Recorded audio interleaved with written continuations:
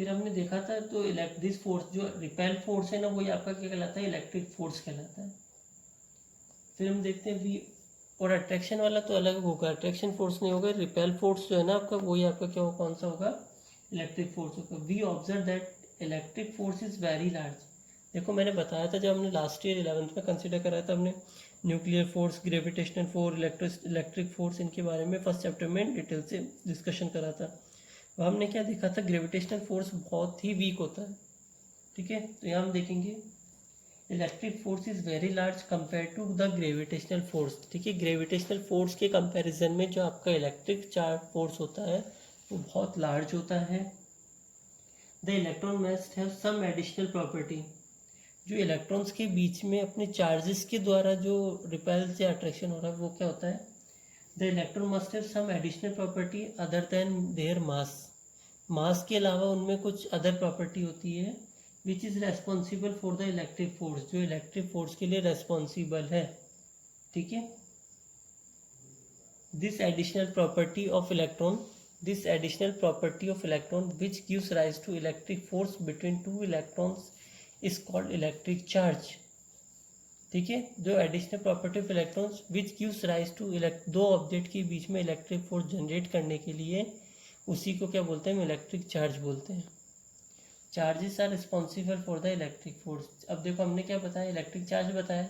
अब electric charges होंगे तभी तो रिस्पॉन्सिबल किसके लिए होंगे, इलेक्ट्रिक फोर्स के लिए। इलेक्ट्रिक फोर्स कब जनरेट होगा, जब उनके बीच में इलेक्ट्रिक चार्जेस होंगे। क्लियर है यहाँ तक। Just as masses are responsible, जैसे मास होते हैं रिस्पॉन्सिबल किसके लिए होते हैं, ग्रेविटेशनल फोर्स के लिए मास रिस्पॉन्सिबल है, ठीक है। Charges are responsible for the electric force. Clear है। अब हम देखते हैं two kinds of charges. Same आपको पता है, same charges repel each other और different charges attract each other, ये तो आप पढ़ के आए हो, ठीक है। चार्जेस, फिर बेंजामिन, इसको देखो, ड्यूफे एक साइंटिस्ट थे, उन्होंने सबसे पहले बताया था टू काइंड्स ऑफ चार्जेस। फिर आता है ना अमेरिकन साइंटिस्ट बेंजामिन फ्रैंकलिन, इनका नाम तो आप अच्छे से लर्न होना चाहिए, आपको बहुत बार पूछा जाता है कि चार्जेस के लिए कौन थे, तो Benjamin Franklin name the two kinds of charges as positive and negative. There are two kinds of charges, two types के चार्जेस होते हैं, ठीक है। द प्रॉपर्टी विच, अब उनको डिफ्रेंशिएट कैसे करेंगे चार्जेस को, बाय हम डिफ्रेंशिएट करेंगे उनकी पॉलरिटी से। पॉलरिटी का मतलब वो पॉजिटिव है या नेगेटिव पॉलरिटी, ठीक है। अगर कोई बॉडी है वो इलेक्ट्रिक चार्जेस शो कर रही है तो हम क्या बोलेंगे, जो उस बॉडी को क्या बोलेंगे हम, चार्ज और इलेक्ट्रीफाइड। व्हेन इट, अगर किसी बॉडी में ऑब्जेक्ट में चार्जेस नहीं है तो हम बोलेंगे it is said to be neutral, उसे क्या बोला जाता है, हम न्यूट्रल बोलते हैं, ठीक है।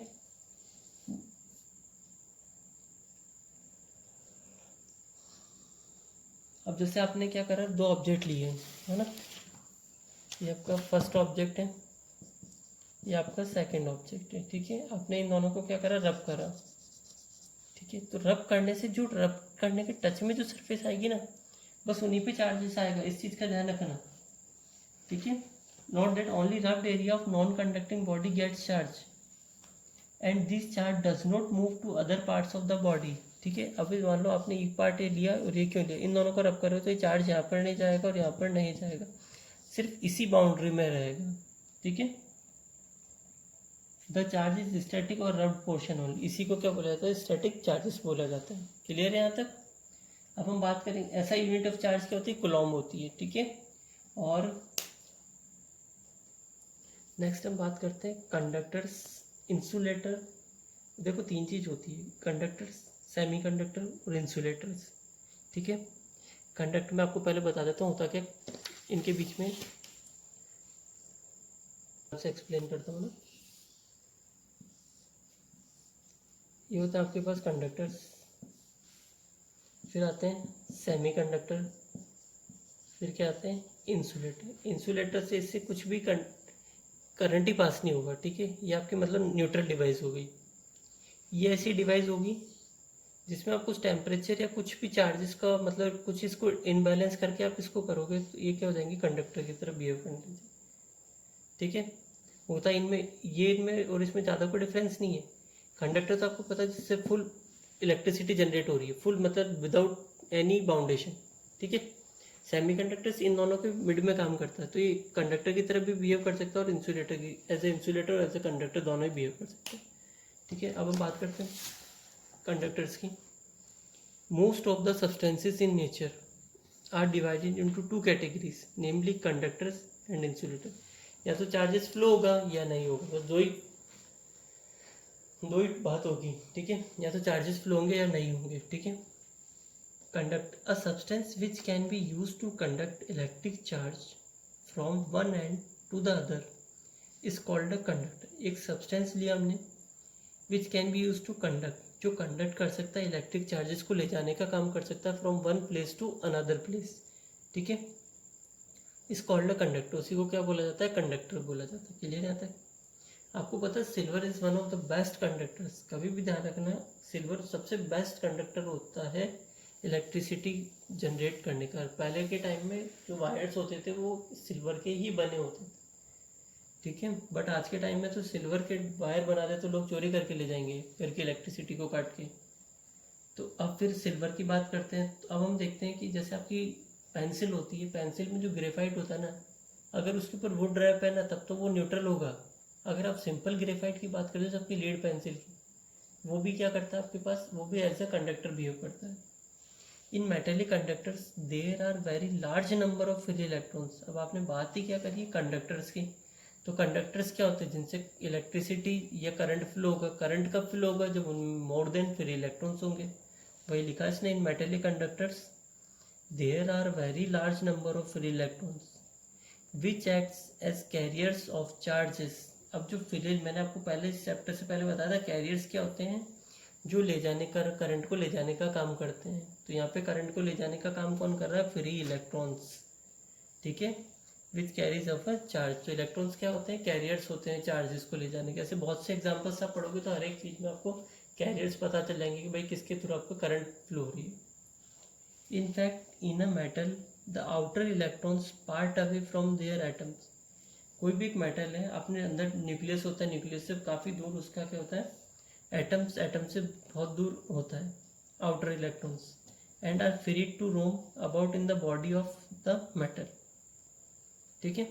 वो बॉडी कहीं भी मूव कर सकता है, but they can not leave the metal under normal circumstances. Under normal circumstances में वो मेटल को छोड़ के बाहर नहीं जाएगा। अब देखो in electrolytic conductors, electrolytic conductors में क्या होता है, the charge carriers are positive and, दोनों ही चार्ज कैरियर्स होते हैं पॉजिटिव एंड नेगेटिव, ठीक है।